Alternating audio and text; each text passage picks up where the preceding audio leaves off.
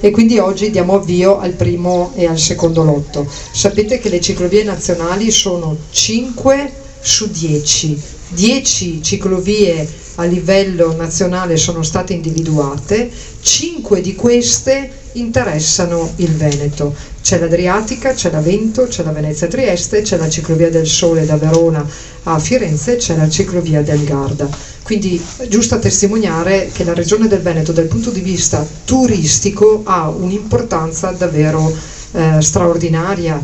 Siamo la prima regione turistica a livello nazionale, non dobbiamo vivere sugli allori perché insomma abbiamo avuto degli anni che ci hanno dimostrato che è meglio non dare nulla per scontato. Poi in una regione dove ci sono città dove mettono la tassa d'ingresso, dove parlano di overtourism, dove dicono che vogliono un turismo di qualità, pronti, non c'è nessun problema. Il Veneto non è bello solo a Venezia, a Verona, Lago di Garda e le Dolomiti, c'è tutto un territorio all'interno che è da esplorare, da riscoprire, e il delta del Po, che magari non è tanto conosciuto, però insomma tutti quelli che hanno l'opportunità e la possibilità di venirlo a visitare, cioè ragazzi, vieni qua ed è la pace, vero? Altro che overtourism, casino, code, cioè vieni qua in bicicletta, daremo la possibilità di potersi godere il territorio. Sto anche pensando ad un percorso che le tocchi tutte, le metta tutte in collegamento per magari fare un fine settimana che potrebbe essere un fine settimana interessante per rendere onore a tutte queste ciclovie di interesse nazionale che verranno realizzate. Di fatto tenete presente che l'anno prossimo, ma proprio perché interesserà anche il vostro territorio, nel 2025 partirà, spero, me auguro, il treno del mare. Il treno del mare che partirà da Verona.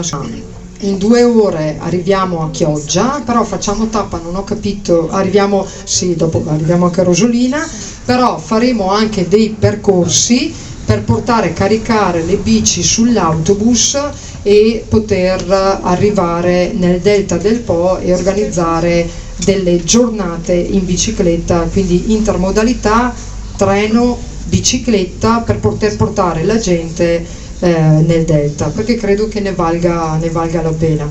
Quindi questa è un'altra opportunità dove coniughiamo questi investimenti di fatto con la gestione del servizio ferroviario sulla Verona, Rovigo, Chioggia, che verrà presa da Trenitalia. Quindi è un territorio che noi, per quanto è di nostra competenza e per quanto possiamo, cerchiamo di promuoverlo. Devo dire che con i sindaci, insomma, oggi sono interessati il sindaco di Porto Tolle, comune di Porto Tolle, Taglio di Po, Ariano, Polesine, Porto Viro, e poi siamo a Rosolina ovviamente, dove siamo con il sindaco. Quando vedi che gli investimenti vengono accolti dal territorio li fai anche volentieri, quindi buon lavoro alla ditta, lavorate bene nei tempi e ci vediamo l'anno prossimo e basta. Buona giornata a tutti. Adesso inizierà il giro